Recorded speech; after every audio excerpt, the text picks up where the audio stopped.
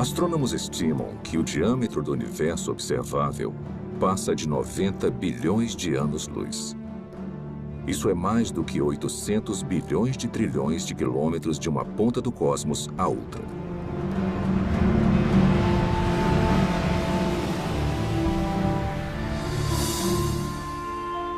O universo contém pelo menos 170 bilhões de galáxias, com tantas estrelas e planetas que superam em número a quantidade de grãos de areia em todas as praias do mundo.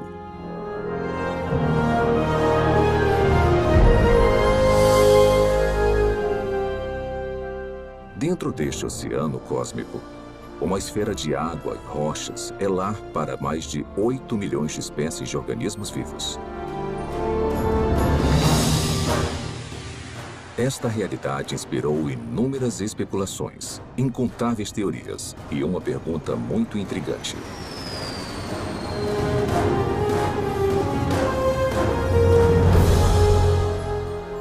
Quais são as chances de a vida ter surgido no terceiro planeta depois de um Sol orbitando em um braço espiral da galáxia Via Láctea? Foi simplesmente um golpe de sorte? Ou haveriam mais aspectos envolvidos além do acaso e das interações aleatórias entre matéria e energia?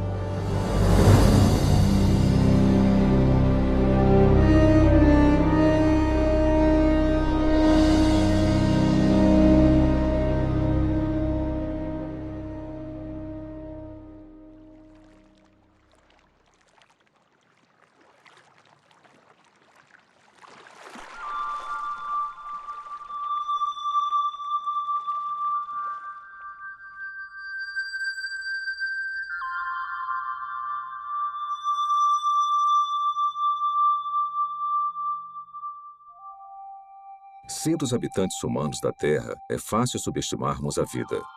Na verdade, somos mimados por uma abundância.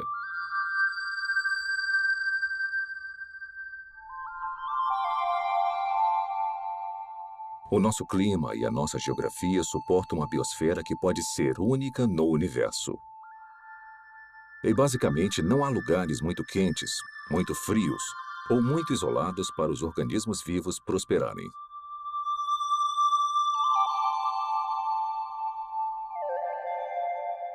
Dentre essa diversidade espetacular, talvez o maior desafio já encarado pela ciência ecoe de todo inseto, sequoia e baleia. Como a primeira vida passou a existir em um momento em que não havia vida de nenhum tipo? Como surgiu a vida na Terra? Por onde começar? Tem dezenas de teorias. E dá para perceber que tem uma grande diversidade de pontos de vistas, e muitos são mutuamente contraditórios. Para começar a tentar decifrar o mistério, você precisa fazer suposições sobre o que deve ter acontecido num passado distante. Não há provas diretas, porque não tinha ninguém lá para testemunhar o evento. E não tem praticamente nenhum registro fóssil. O que nós nunca observamos, são compostos químicos sem vida, formando uma célula. Então, temos um campo de pesquisa em que a ação importante já aconteceu.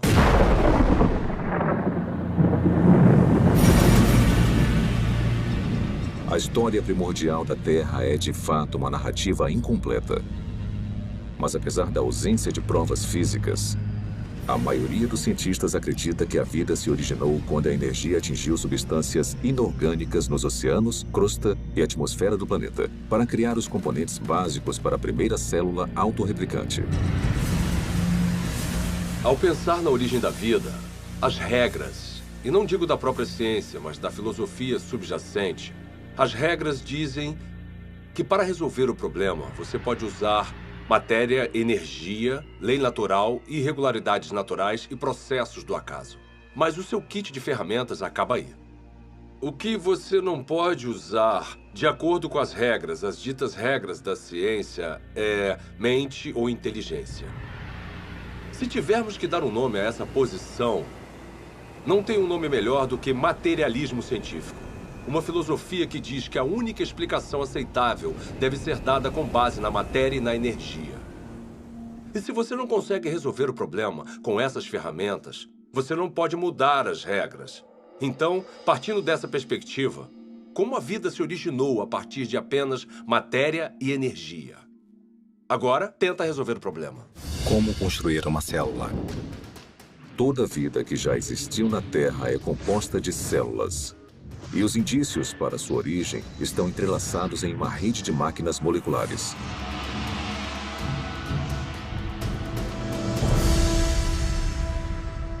Dentro de uma célula eucarótica moderna, mecanismos biológicos complexos fazem o seu trabalho enquanto estão suspensos em líquido. Não há vida nessas máquinas, mas juntas elas permitem crescimento, movimento, metabolismo e reprodução, as funções vitais da vida.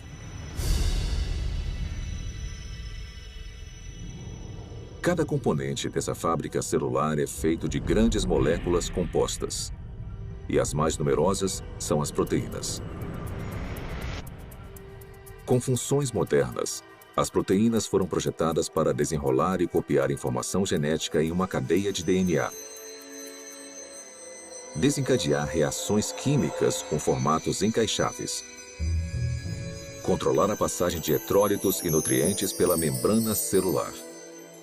Tipo de proteína, cinesina. E carregar recipientes cheios de carga por andaimes, também feitos de proteína, que se montam sozinhos e vão até os lugares necessários da célula. Ampliado 500.000 vezes, um glóbulo vermelho contém 280 milhões de proteínas hemoglobinas, cada uma com a função de carregar oxigênio. Isolando uma delas, descobrimos que cada proteína é feita de centenas de moléculas menores chamadas aminoácidos. São encontrados 20 tipos diferentes de aminoácidos em organismos vivos. A estrutura química distinta de cada molécula permite a formação de mais de 100.000 tipos diferentes de proteínas. A construção começa quando aminoácidos selecionados são organizados em uma cadeia. É um processo que costuma ser comparado à organização de letras do alfabeto em palavras e frases com significado. Se esses componentes tiverem a sequência correta, a cadeia se dobra em uma proteína pronta para cumprir a sua função dentro da célula.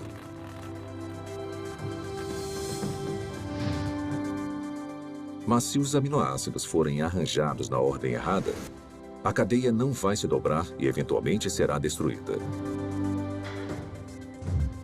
A célula viva mais simples contém pelo menos 300 tipos diferentes de proteínas e o mecanismo biológico necessário para crescer, se reproduzir, converter energia, guardar e processar informação genética e proteger os seus conteúdos do mundo externo. Componentes e funções similares também seriam necessários na primeira célula viva. Agora vamos aplicar essa química básica a uma teoria familiar para a origem da vida.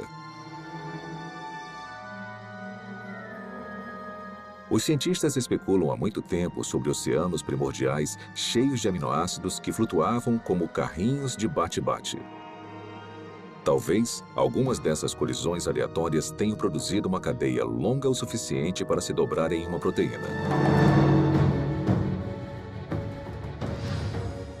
Depois, mais aminoácidos se juntaram a mais cadeias que se dobraram em ainda mais proteínas.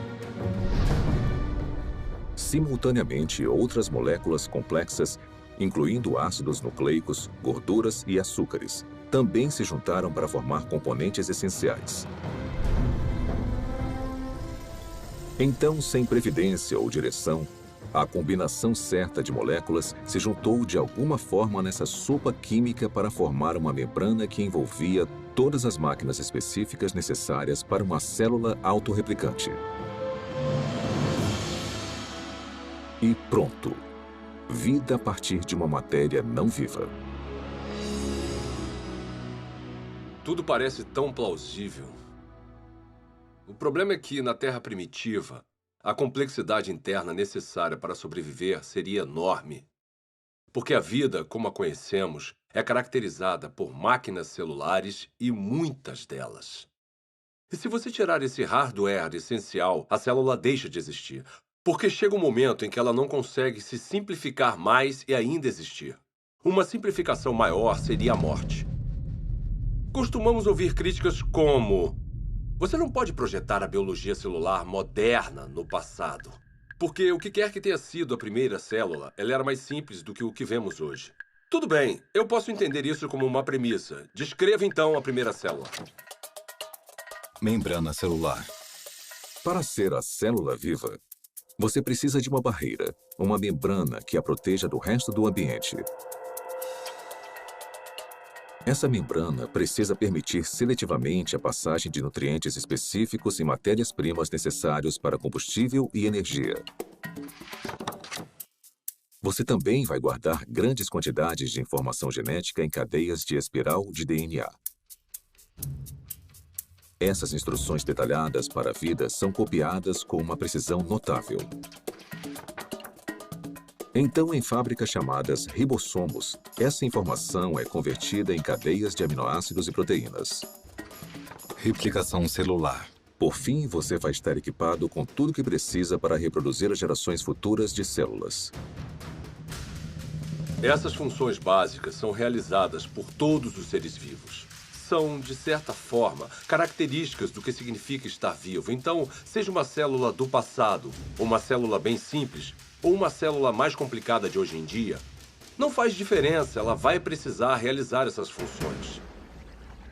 Grande parte dos químicos acredita, assim como eu, que a vida surgiu espontaneamente, a partir da mistura de moléculas na terra prebiótica. Como? Eu nem imagino. George Whitesides, químico, Universidade Harvard. Apesar dos assombrosos obstáculos, a noção de que componentes químicos básicos se organizaram para formar uma célula viva é sugerida no mínimo 150 anos. Em 1871, Charles Darwin escreveu uma carta na qual descreveu um pequeno lago morno com todos os componentes químicos certos para criar a vida. Meio século depois, o bioquímico russo Alexander Oparin expandiu as ideias de Darwin. Em seu livro A Origem da Vida, ele teorizou sobre uma sopa primordial e uma progressão gradual de uma química simples até uma célula viva. Então, em 1952, essa hipótese foi testada. Stanley Miller, um aluno de pós-graduação da Universidade de Chicago, tentou determinar se uma química simples poderia produzir componentes reais de vida. O jovem cientista construiu um equipamento de vidro para simular o ciclo de água antigo e o encheu com uma mistura de gases que supostamente compunham a atmosfera da Terra primitiva. Miller aqueceu os componentes e atingiu os gases com descargas elétricas. Faíscas elétricas para desencadear uma reação. Poucos dias depois, um lodo parecido com piche se formou no vidro. Nele, Miller identificou 4 dos 20 aminoácidos encontrados em proteínas. Pela primeira vez, sob condições supostamente naturais, moléculas cruciais para a vida foram geradas a partir de matéria e energia. Houve muito alvoroço quando o experimento de Miller foi publicado pela primeira vez, porque parecia ser fácil conseguir os componentes dos seres vivos. E se era fácil conseguir os componentes, talvez não fosse tão difícil transformar esses componentes químicos nas primeiras células vivas. Apesar de sua premissa ser inovadora, o experimento de Stanley Miller logo foi considerado muito falho, pois ele não havia usado os gases corretos, negligenciando o nitrogênio, o dióxido de carbono e o oxigênio, que teriam destruído as moléculas necessárias para a vida na Terra primitiva. Mas apesar dos erros, o trabalho de Miller inspirou outras tentativas de recriar as condições pré-bióticas. Hoje, após décadas de investigações, A esperança de se encontrar uma solução de forma simples e clara já não existe mais. Mesmo assim, as pesquisas sobre a origem da vida continuam por todo o mundo. Sua hipótese essencial de que as células vivas surgiram através da química natural agora é conhecida como evolução química. A evolução química vem com muita bagagem. E se você for levá-la a sério como uma explicação para a origem da vida, com certeza você também precisa levar a sério certas propriedades fundamentais da biologia.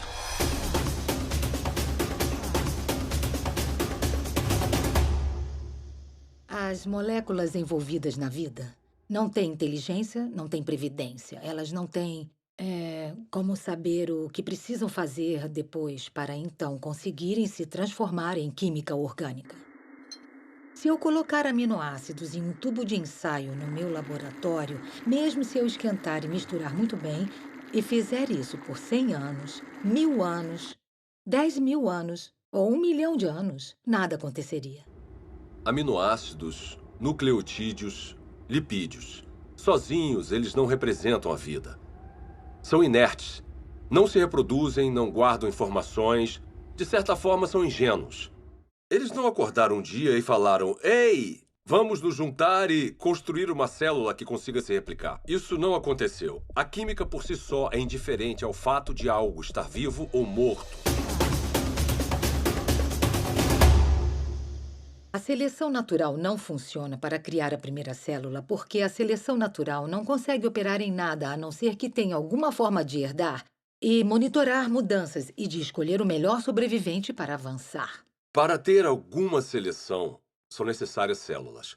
Então, se você quer explicar a origem das células, você não pode usar a seleção. Porque a seleção exige a existência da mesma coisa que você está tentando explicar. A seleção natural tem que funcionar sobre uma célula que tenha um sistema genético e que seja capaz de se reproduzir. Sem isso, a seleção natural é completamente irrelevante. A auto-organização é a ideia de que os componentes químicos podem se organizar sozinhos de forma a se transformarem em objetos ricos em informações e com um propósito. As moléculas e os átomos podem se auto-organizar em um certo sentido. O sal seria um exemplo. No sal, tem íons de sódio e de cloreto. E eles interagem uns com os outros porque têm cargas positivas e negativas. Então, essa afinidade natural leva à formação de cloreto de sódio, cloreto de sódio, cloreto de sódio, que pode se compactar de uma forma estereotipada para criar um cristal. Os cristais de sal são a mesma coisa, repetida várias e várias vezes. Se um cristal de sal fosse um livro, seria um livro com uma palavra só. Geometrias com repetições regulares como essa não carregam um tipo certo de informação. Informação que você precisaria para criar uma proteína. A sequência que vemos em uma proteína é altamente irregular. Não tem como prever qual vai ser o próximo aminoácido com base nos que já apareceram.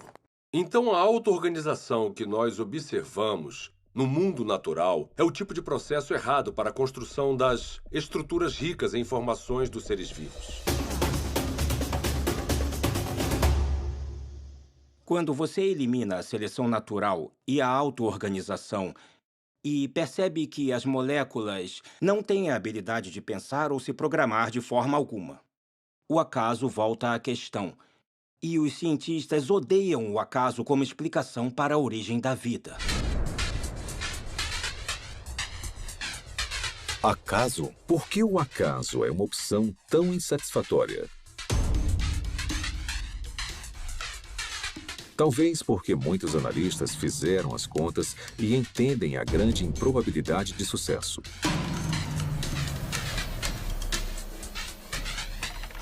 O acaso é definido como o elemento desconhecido e imprevisível em qualquer evento que não tenha um motivo atribuível ou orientação de uma lei natural ou de um agente inteligente. Desde o século XVII, uma ferramenta foi utilizada constantemente para prever o resultado de tais eventos. Se chama probabilidade matemática. De forma bem simplificada, é assim que a teoria funciona. Quando você atira uma moeda e escolhe cara, a probabilidade de você acertar é de 50%, ou uma probabilidade de 1 sobre 2. Se atirar 2 moedas, a probabilidade de tirar cara 2 vezes simultâneas é de 1 sobre 4. 3 moedas e 3 caras em uma única tentativa? 1 sobre 8. Sempre que adicionamos mais uma moeda, a probabilidade de sucesso, nesse caso, tirar só cara na mesma jogada, é reduzida exponencialmente por um múltiplo de 2. Então, se 10 moedas forem atiradas, a probabilidade de tirar cara 10 vezes é de 1 sobre 2 elevado à 10ª potência ou menos de uma chance a cada 1000.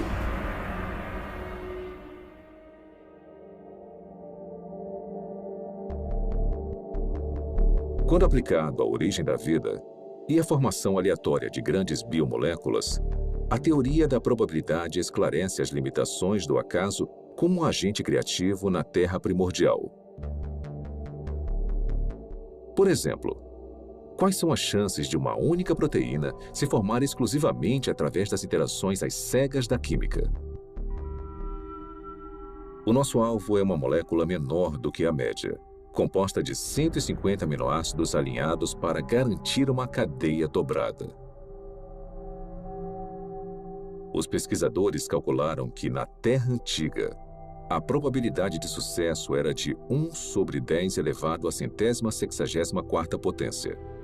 Ou seja, uma cadeia de proteína corretamente sequenciada a cada 100 milhões de trilhões de trilhões de trilhões de trilhões de trilhões de trilhões de trilhões de trilhões de trilhões de trilhões de trilhões de trilhões de trilhões de tentativas fracassadas. Mas apesar dessa grande improbabilidade, alguns teóricos argumentam que, com tempo suficiente, qualquer coisa é possível. Está bem? Vamos tentar a validade dessa opinião. Vamos começar estabelecendo um ambiente ideal para a evolução química. Um mundo imaginário que dará ao acaso toda a oportunidade de sucesso. Primeiro, vamos lotar os oceanos de aminoácidos.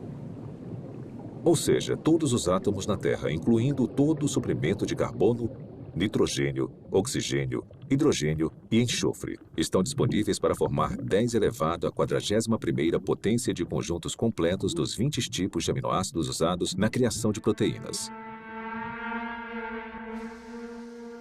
Depois vamos alterar as leis da natureza para proteger esses componentes dos raios de luz ultravioleta destruidores e da contaminação química na sopa primordial. Agora vamos deixar a química agir para ver o que acontece.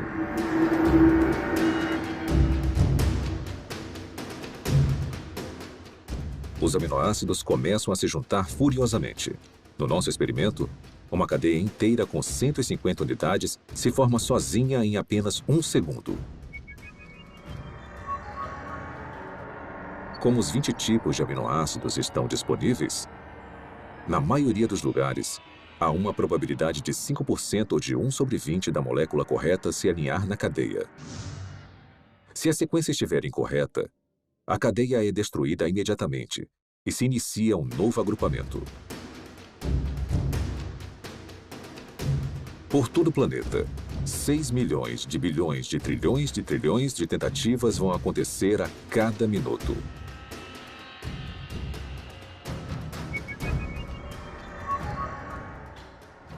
Ou seja, em 4,6 bilhões de anos, a idade mais antiga estimada da Terra, o número de cadeias que não se dobram vai passar de 10 elevado à 58ª potência.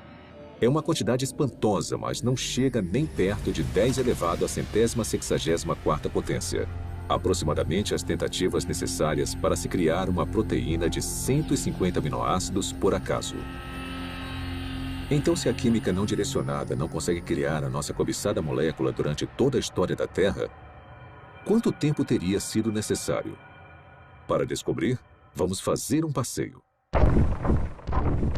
Vamos começar construindo uma ponte que percorra o diâmetro do universo observável.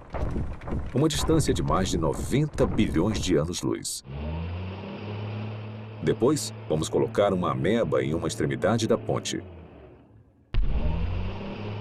Esse organismo unicelular vai viajar a velocidade espontaneamente de 30 centímetros por ano. Começar. Enquanto esperamos uma proteína se formar por acaso, a ameba se arrasta por mais de 5 bilhões de anos para cruzar todo o universo e depois voltar. Mas esta corrida está só começando.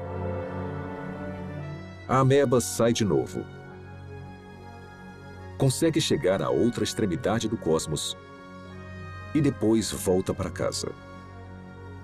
Mesmo assim, nenhuma proteína funcional está à vista. Para a próxima viagem, vamos incluir uma carga, um único átomo.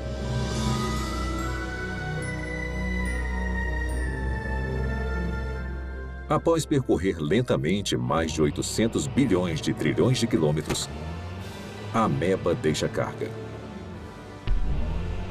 e volta para pegar mais. Será que ela vai voltar antes da nossa proteína sortuda se formar? Com certeza. Na verdade, ela vai fazer mais 10 viagens completas. Depois 20, 100, 1000. E ainda não há nenhum sinal de uma molécula utilizável. A ameba continua fazendo viagens completas até carregar todo o átomo da Terra. Depois, todos os átomos do nosso sistema solar. Depois, todo o planeta e estrela da Via Láctea. Um átomo por vez. Na verdade, enquanto esperamos uma proteína se formar sozinha, a ameba tem tanto tempo que, se movendo apenas 30 centímetros por ano e carregando um átomo por viagem, ela vai transportar todo o universo, mais de 56 milhões de vezes. É esse o tempo que demoraria para o acaso criar uma proteína funcional. Suponhamos que, contra todas as probabilidades, a evolução química tenha produzido uma única proteína funcional. Haveria vida? Não. Haveria uma proteína. Um arranjo sem vida de aminoácidos. A célula viva mais simples que conhecemos tem mais de 300 proteínas diferentes. Mas as proteínas são só uma parte da história quando pensamos em uma célula de verdade. Lembre-se, são necessários carboidratos, açúcares complexos, ácidos nucleicos, DNA e RNA, lipídios e uma grande variedade de compostos químicos diferentes que vão constituir conjuntamente a vida. Todos esses componentes precisam ser reunidos no mesmo microambiente, no mesmo momento. Cada componente químico precisa, então, ser reunido e organizado na rede de máquinas moleculares que vão controlar todas as facetas da vida. Se nós conseguirmos entender toda a dificuldade de produzir uma máquina molecular usando nada além de átomos e energia, vemos que há um grande problema, porque quando temos uma máquina molecular, não temos um ser vivo. Essas máquinas moleculares precisam de outras máquinas moleculares. E mesmo se a natureza fosse capaz de produzir todas as máquinas moleculares necessárias, não seria o suficiente. Todas elas precisariam estar juntas em um espaço pequeno envolvido por uma membrana que chamamos de célula. Pelo meu conhecimento do que é necessário para se criar uma célula, tudo tem que acontecer na mesma hora. Não pode acontecer uma parte por vez, porque tudo trabalha junto em um loop causal. O mais alto nível de organização transcende as partes. A organização espacial na célula exige que as moléculas estejam no lugar certo na hora certa. O DNA é copiado para o RNA. A polimerase que faz a cópia precisa encontrar o lugar certo no DNA para começar a copiar. O RNA precisa se ligar de alguma forma aos ribossomos, que precisam estar em um lugar específico, e então as proteínas criadas precisam ir a um outro lugar específico. Isto é muita coisa para ser explicada pelo acaso. A probabilidade de eles estarem no mesmo espaço ao mesmo tempo se torna mais do que inimaginável. E a probabilidade deles estarem cercados por uma membrana, assim como uma célula, é basicamente impossível. Tirando o acaso da questão, a busca por uma explicação materialista viável seguiu em várias direções. As teorias incluem superfícies de argila com rachaduras, para onde as moléculas orgânicas poderiam ser atraídas e alinhadas em cadeias de ácidos nucleicos e aminoácidos. Fontes hidrotermais no fundo do mar, que expeliam componentes químicos de caldeirões subaquáticos aquecidos a centenas de graus. E oceanos primordiais cheios de RNA. Uma molécula versátil, capaz de armazenar e replicar informação genética, teoricamente sem a ajuda do DNA ou de proteínas. Propostas como essas causaram um interesse considerável. Mesmo assim, todas encaram o mesmo obstáculo que derrubou o acaso: a transformação de componentes sem vida nas biomoléculas complexas da vida. Esse problema fica evidente na hipótese do mundo de RNA. O mundo de RNA é a ideia de que é possível juntar nucleotídeos suficientes para criar uma cadeia longo o suficiente para se autocopiar e, depois de se copiar, fazer a mesma coisa novamente. Os pesquisadores da origem da vida supõem que a primeira vida era composta de nada além de RNA e podia, de alguma forma, criar um mundo mais complexo, onde há proteína e DNA. Ninguém sabe como isso aconteceria. Desde a apresentação do mundo de RNA, a aceitação da teoria aumentou, apesar das várias limitações, inclusive a durabilidade da molécula. Se você apenas olhar para uma molécula de RNA, ela parece se desintegrar. Trabalhar com RNA é extremamente difícil, porque ele é muito delicado. Ele foi criado para ser um depósito temporário de informação. E, em consequência da sua delicadeza, é muito improvável que ele seja útil como algum tipo de ponto de partida para a existência da vida.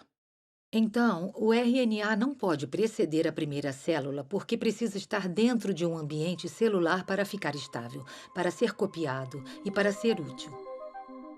Hoje em dia, moléculas de RNA são criadas em condições de laboratório. Para muitos bioquímicos, essas cadeias sintéticas de ácidos nucleicos são pelo menos uma confirmação parcial de que a evolução química criou a vida na Terra primordial. Para criar RNA no laboratório, você precisa limpar as superfícies, limpar as pipetas, usar luvas especiais e deixá-lo coberto. E depois torcer para não haver contaminação, porque se houver, o RNA já era. Depois, você precisa resolver o problema do sequenciamento. Então, você precisa de cientistas trabalhando duro para sequenciar o RNA, tentar combinações diferentes e encontrar uma que possa se copiar. Depois, você precisa ter uma cadeia complicada de RNA, que consiga funcionar como a herança e como a enzima no sistema. E as maiores mentes do mundo estão trabalhando nisso, mas ainda não conseguiram resolver o problema. Refletindo sobre a origem da vida e as implicações do RNA sintético, o químico Robert Shapiro observou: a falha nesse tipo de pesquisa não é a química. A falha é a lógica de que o controle experimental de um laboratório moderno estaria disponível na Terra primordial. Na verdade, as chances contra o RNA se formar sozinho são astronômicas.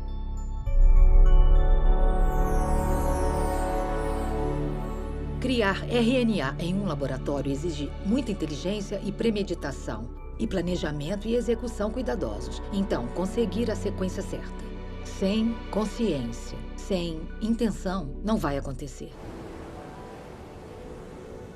A probabilidade da evolução química é ainda mais enfraquecida pela composição da sopa primordial. Se a sopa primordial tiver existido, ela teria sido um grande caos quimicamente. Há vários tipos de reações cruzadas opostas que teriam acontecido na Terra primordial e que interfeririam com a química que você deseja. Ou seja, moléculas que não são utilizadas pelos seres vivos e que são prejudiciais aos seres vivos. As condições na Terra primordial eram hostis à vida, eram hostis à formação dos tipos de ligações necessárias para criar moléculas biológicas. E foi aí que surgiu um grande problema. Porque a água quebra as ligações que prendem as proteínas. A água quebra as ligações que prendem os ácidos nucleicos, como o DNA. A água quebra as ligações que prendem polissacarídeos, como o amido e celulose. Então, a origem da vida não pode ter acontecido na água.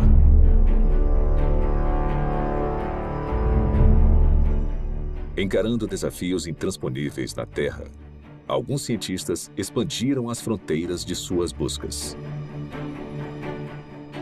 Em 1976, o biólogo vencedor do Prêmio Nobel, Francis Crick, propôs uma alternativa radical para a origem da vida. Crick sugeriu que o nosso planeta foi semeado com organismos microscópicos, que foram transportados de outra parte do universo, por uma civilização alienígena. Essa teoria é chamada de panspermia. 5 anos depois, o físico Fred Hoyle ofereceu uma versão modificada de panspermia, quando teorizou que as cadeias de DNA haviam sido criadas por uma inteligência de uma galáxia distante e se espalharam como sementes de dente de leão em um dia de ventania. Parte desse material genético chegou na Terra. Outra versão da teoria, popularizada pela Rocha de Marte, um meteorito descoberto na Antártida, afirma que micróbios evoluíram em outro lugar da galáxia e vieram até a Terra, em cometas e asteroides. De alguma forma, podemos falar que a panspermia é um abandono da ciência, porque ela coloca o problema além da examinação. Se a ciência nos diz que a vida provavelmente não começou a existir por conta própria aqui na Terra, então deve ter vindo de outro lugar. Mesmo que pareça um filme de terror ruim dos anos 1950, veio do espaço sideral. Se eu não consigo explicar a vida no planeta Terra, porque, digamos, a atmosfera necessária é geologicamente implausível ou porque eu não consigo a quantidade suficiente de moléculas biologicamente relevantes, esses problemas vão existir em qualquer outro planeta onde postularmos que a vida se originou.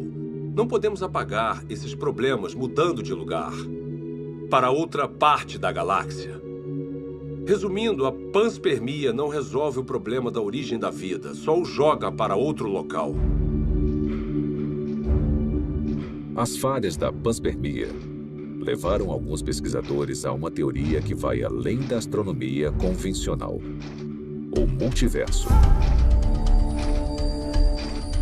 De acordo com essa hipótese, o nosso universo não é único. Em vez disso, bilhões ou trilhões de universos foram gerados por um processo natural desconhecido. E conforme as oportunidades aumentaram exponencialmente, as chances impossíveis se tornaram prováveis. Até que, inevitavelmente, com o tempo, a combinação certa de matérias-primas, ambiente, leis da natureza e uma grande dose de sorte produziram as moléculas e máquinas biológicas necessárias para a primeira célula viva. Em outras palavras, em um vasto e teórico oceano de universos, alguém tinha que ganhar a loteria cósmica, e fomos nós. Quando eu leio algum livro sobre a origem da vida que considera alguma proposta para a formação, como digamos, de RNA ou proteínas, e até o autor admite que é quimicamente implausível, eu me pergunto como ele se meteu nesse pepino. Propor um caminho implausível para uma coisa que, para o mundo todo, parece ser planejada. Será que o materialismo científico é provavelmente falso? Ele se meteu nisso porque uma filosofia disse a ele. É a única resposta aceitável. E nesse impasse, eu quero falar ao autor, olha, você sabe que é implausível, eu sei que é implausível. O motivo de ter chegado até aqui, parado na beira desse penhasco que cai na implausibilidade, é porque bem lá atrás, você decidiu que só uma explicação materialista faria sentido. Quantas explicações diferentes e fracassadas dentro da caixa materialista nós precisamos ter antes de decidir que talvez precisemos sair agora dessa caixa. Talvez precisemos de outro tipo de explicação. Quando analisamos as várias teorias científicas, teorias da física, teorias da química, teorias sobre a formação de estrelas, essas teorias são sobre o mundo lá fora.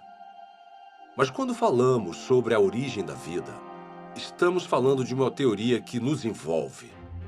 O lugar de onde viemos, nossas origens definitivas, nossas visões de mundo, nossas filosofias, nossa ciência, tudo está ligado.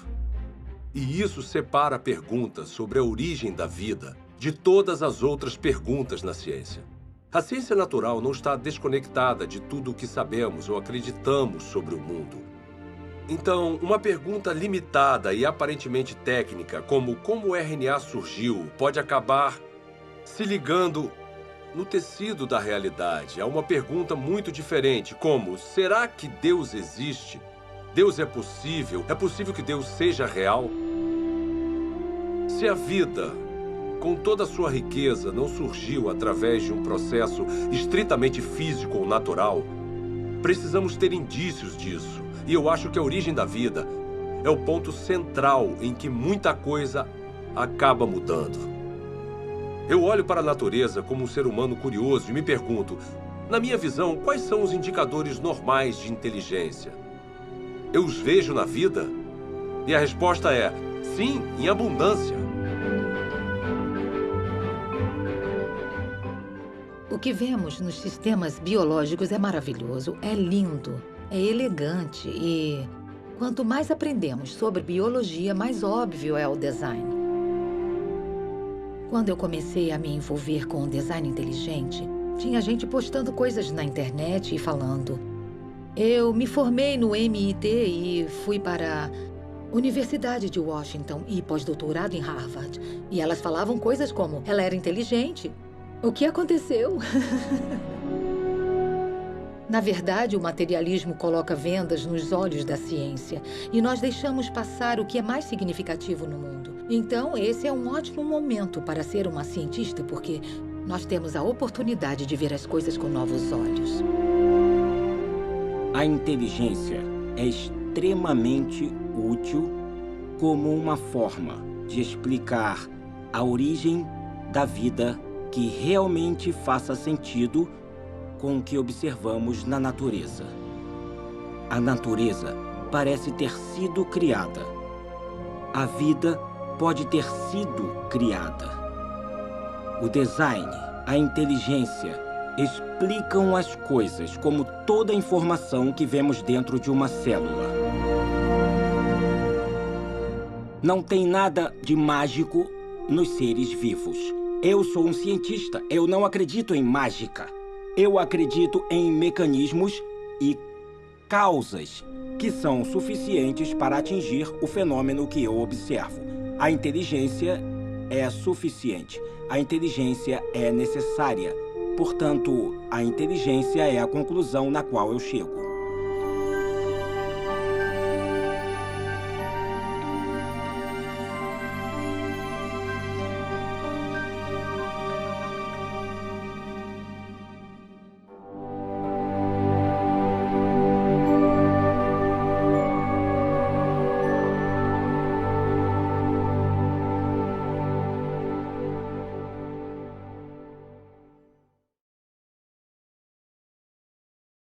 Espero que tenham gostado de A Origem. Foi animador fazer parte de um projeto que chega ao cerne das grandes perguntas que influenciam profundamente a nossa visão de mundo de várias formas. Como a vida surgiu? Será que as interações entre matéria e energia produziram as primeiras células? Ou será que a vida só é explicável como sendo a criação especial de Deus? Nos últimos 30 anos, tecnologias espetaculares permitiram que os pesquisadores descobrissem e visualizassem a rede complexa de máquinas biológicas que trabalham dentro de cada célula viva. Esse conhecimento inspirou o desenvolvimento de um caso científico, convincente para o design inteligente e para a origem da primeira vida. É um caso baseado puramente em provas, lógica e razão. Agora queríamos mostrar um pequeno vídeo que explica os princípios básicos dessa teoria, que algum dia pode revolucionar a forma como a ciência é praticada, ensinada e entendida por todo o mundo.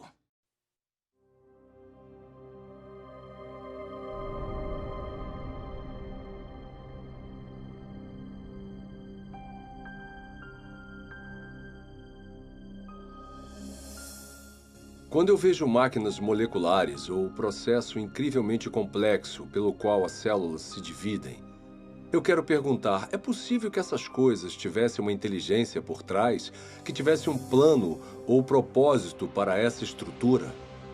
A ciência precisa ser uma busca pela verdade sobre o mundo. Não devíamos pré-julgar o que pode ser verdade. Não devíamos dizer, eu não gosto dessa explicação, então vou deixar de lado. Em vez disso, quando encontramos um mistério na natureza, precisamos pensar em toda a causa possível que possa explicar esse mistério. Um dos problemas que eu tenho com a teoria evolucionista é que ela descarta forçadamente um tipo de causa antes mesmo que as evidências mostrem alguma coisa. E a causa descartada é a inteligência. Desde o final do século XIX, desde a época de Darwin, na verdade parcialmente devido ao que Darwin escreveu em A Origem das Espécies, os cientistas passaram a aceitar uma convenção, uma definição de ciência que excluía a possibilidade do design como uma explicação científica. E essa convenção tem um nome, se chama naturalismo metodológico. Isso significa que para ser científico, você precisa se limitar às explicações que envolvem apenas causas naturais. Você não pode definir a inteligência como uma causa. Mesmo assim, curiosamente, nós sempre tiramos conclusões relacionadas à inteligência. É parte do nosso raciocínio comum reconhecer os efeitos da inteligência. Considerem, por exemplo, essas mensagens hieroglíficas entalhadas nas ruínas de monumentos egípcios. Ninguém atribuiria os formatos e arranjos desses símbolos a causas naturais, como tempestades de areia ou erosão. Em vez disso, as reconhecemos como o trabalho de escribas antigos, agentes humanos com inteligência. O mesmo raciocínio nos leva a concluir que as misteriosas estátuas de pedra na costa da Ilha de Páscoa não foram formadas pelas ações do vento e da água por grandes períodos de tempo. Também não supomos que as plantas podem ter esses formatos familiares sem algum tipo de interferência inteligente. É claro que fazemos essas inferências o tempo todo. E nós sabemos que estão certas, mas a pergunta é com que fundamento fazemos essas inferências? Quais são as características que nos permitem reconhecer a inteligência? Recentemente, em um livro sobre a inferência do design, o matemático William Dembski fez um grande avanço na compreensão do raciocínio do design. Dembski identificou as características específicas dos artefatos que nos fazem reconhecer uma atividade inteligente prévia. Eu cheguei a essa conclusão analisando a forma como nós pensamos sobre o design. Quais são os passos lógicos que nós percorremos para chegar à conclusão de design.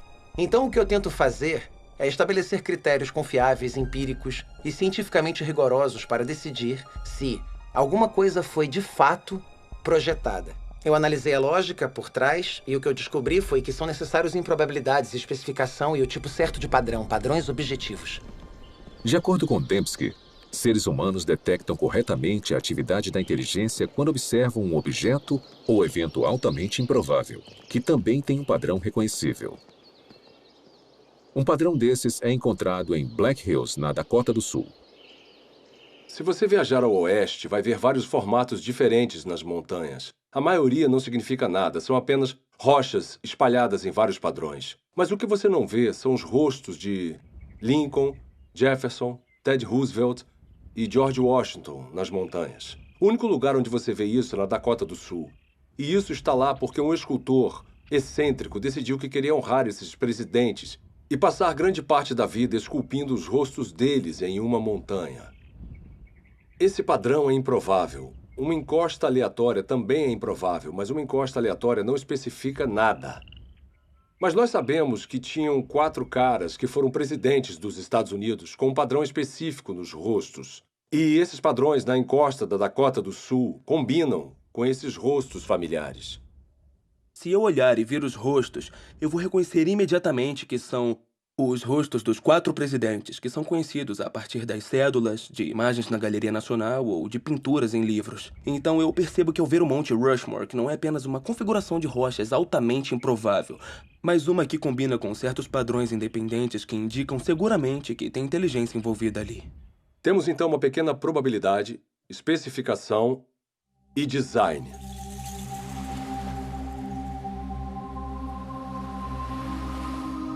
Em uma praia, outro padrão improvável gravado na areia ilustra como nós detectamos o design. Ninguém inferiria que essa mensagem foi escrita pelo movimento das ondas. Em vez disso, devido às características desse padrão, nós identificamos as palavras como produtos da inteligência. Esse arranjo improvável também está de acordo com um certo padrão independente. Ou seja, o formato das letras que nós reconhecemos do alfabeto latino e as palavras que nós conhecemos do nosso vocabulário. Então, a improbabilidade do arranjo, mais o fato dele estar de acordo com um certo padrão independente, é o que nos faz saber que é um design. Essa ilustração sugere que os critérios de William Dembski para a identificação do design, baixa probabilidade e especificação são essencialmente equivalentes à informação.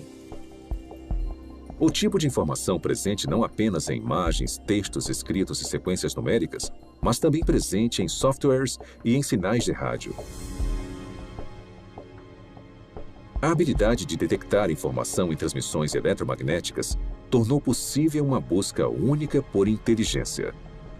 Há mais de 3 décadas, astrônomos envolvidos no SETI, um projeto de busca por inteligência extraterrestre, monitoram sinais de rádio do espaço sideral na tentativa de encontrar padrões ricos em informações. Tipicamente, radiotelescópios recebem ruídos aleatórios ou sinais repetitivos simples produzidos naturalmente por estrelas, galáxias e outros objetos celestes. Mas os astrônomos reconhecem que, se identificarem o sinal contendo informações, ele confirmaria a existência da vida inteligente fora da Terra. Alguns especulam que uma civilização extraterrestre possa ter tentado se comunicar transmitindo mensagens na linguagem universal da matemática. Talvez usando um padrão reconhecível, como uma série de números primos. Isso não acontece por acaso. São necessários complexidade ou improbabilidade, vários números primos e também ter um padrão. E tem que ser o tipo de padrão certo, não um padrão que você está impondo. É um padrão que existe objetivamente. Até hoje, a pesquisa do SETI falhou em detectar qualquer padrão ou informação que indicaria que há inteligência em uma galáxia distante. Mas em outro universo, mais próximo de nós, cientistas descobriram uma gama de informações dentro do núcleo da célula viva. O DNA tem uma estrutura ideal para carregar informação. Nos A's, C's, T's e G's, as bases da dupla hélice do DNA, há o potencial para armazenar uma grande quantidade de informação. Na verdade, não há nenhuma entidade no universo conhecido que armazene e processe mais informação de forma mais eficiente do que a molécula de DNA. Um conjunto completo do DNA humano tem 3 bilhões de caracteres individuais. Análises das regiões codificadoras da molécula de DNA mostram que seus caracteres químicos têm um arranjo específico que lhes permite transmitir instruções ou informações detalhadas, como letras em uma frase com significado ou dígitos binários em um código de computador. Bill Gates disse que o DNA é como um programa de computador, mas muito mais complexo do que os que nós conseguimos criar. Se você pensar sobre isso, mesmo que por um minuto, é uma observação altamente sugestiva, porque nós sabemos que o Bill Gates não usa vento, erosão ou um gerador de números aleatórios para criar um software. Na verdade, ele usa engenheiros inteligentes, engenheiros de software. Então, tudo que sabemos com base na nossa experiência sugere que os sistemas ricos em informação são criados a partir do design. Mas o que pensar sobre o fato de que há informação na vida? Em toda célula viva de todo organismo vivo. Esse é o mistério fundamental de onde vem essa informação? Nos últimos 15 anos, o filósofo e cientista Stephen Meyer trabalhou para responder a essa pergunta. Meyer criou um argumento para desmontar que o design inteligente é a melhor explicação para a origem da informação necessária para criar a primeira célula viva. A informação que a molécula de DNA usa. Faz parte da nossa base de conhecimento o fato de agentes inteligentes poderem criar sistemas ricos em informações. Então, o argumento não se baseia no que não sabemos, mas sim no que nós sabemos sobre a estrutura de causa e efeito do mundo. Sabemos que, até agora, não há uma explicação naturalista. Nem uma causa natural que produza informação, nem seleção natural, nem processos de auto-organização e nem o puro acaso. Mas nós sabemos de uma causa que é capaz de produzir informação, que é a inteligência. Então, quando as pessoas inferem o design a partir da presença de informação no DNA, estão fazendo na prática o que se chama nas ciências históricas de uma inferência à melhor explicação. Quando encontramos um sistema rico em informações na célula, na molécula de DNA especificamente, podemos inferir que a inteligência teve um papel na origem desse sistema, mesmo não estando lá para observar o surgimento do mesmo.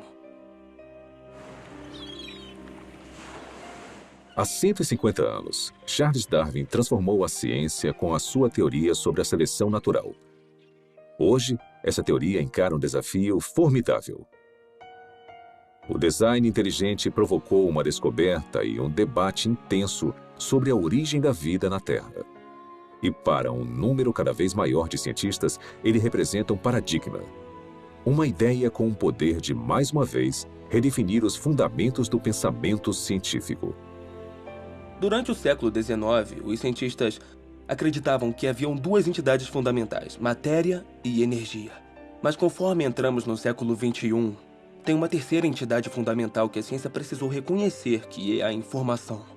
Então, à medida que encontramos a biologia da era da informação, cresce a suspeita de que o que vemos na molécula de DNA é, na verdade, um artefato da mente, um artefato da inteligência. Uma coisa que só pode ser explicada através do design inteligente.